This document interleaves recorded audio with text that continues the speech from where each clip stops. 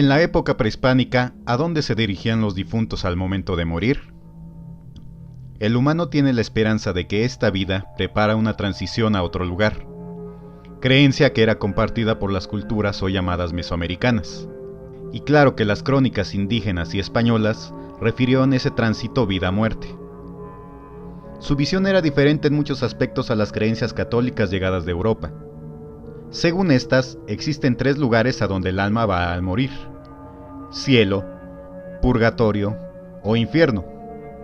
La idea se hacía consistir en que si se cumplía con los requisitos previstos en la Biblia y demás requisitos extrabíblicos que referían los pontífices y demás autoridades en turno, se tenía como recompensa el ascender al cielo.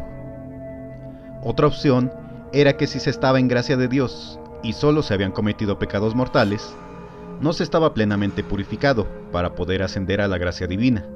Por lo tanto, se debía transitar por el purgatorio. En él se quitarían esas máculas o defectos del alma, siendo que al ser eliminados a través de la purga, al final se podría llegar al cielo. Y el tercer lugar posible, el infierno, el cual implicaba la condena eterna de pasar una vida sin la presencia de Dios, más lo que se acumulara en el proceso. Esta visión europea tenía como base las conductas realizadas a lo largo de la vida, las que darían como resultado que la alma al morir se iría a uno de los 3 lugares ya referidos. ¿Pero qué pasaba de este lado del mundo? Los criterios europeos no aplicaban en las creencias de las culturas del Anáhuac, pues para estas, el punto medular a considerar era la forma en que se muere, y no el comportamiento del sujeto durante toda su vida. La manera de morir determinaba el lugar a donde llegaría el alma, y existen 2 principales fuentes que nos refieren el destino de los muertos: Fray Bernardino de Sahagún y el llamado Códice Vaticano A.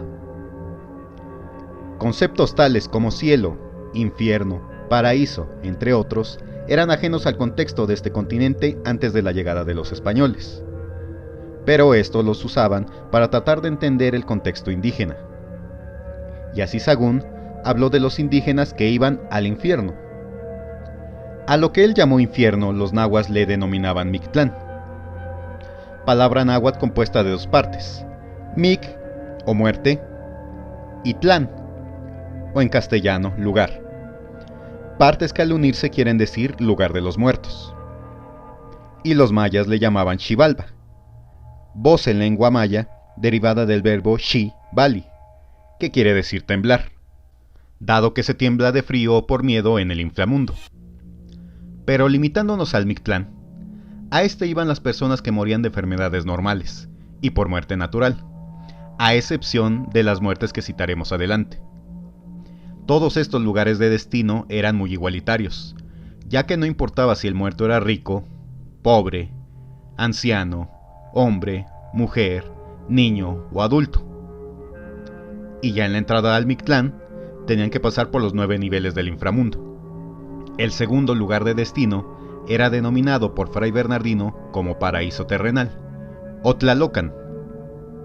En el Tlalocan, el difunto la pasaba muy bien, con muchos regocijos y refrigerios, sin pena alguna, gozando siempre de comida, no teniendo en el Tlalocan que pasar por 9 niveles como en el Mictlán.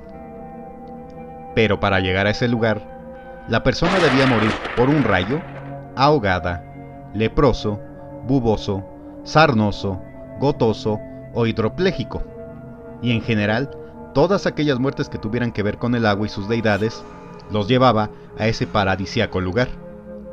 El tercer lugar era el cielo, Otonatiuh y Chantzinco, donde se encuentra la Casa del Sol, a donde iban los que morían en la guerra, fueran hombre o mujer, así como los cautivos muertos en poder de sus enemigos, ya fuera por ser acuchillados, quemados, golpeados por palos, por cañas o peleando entre ellos.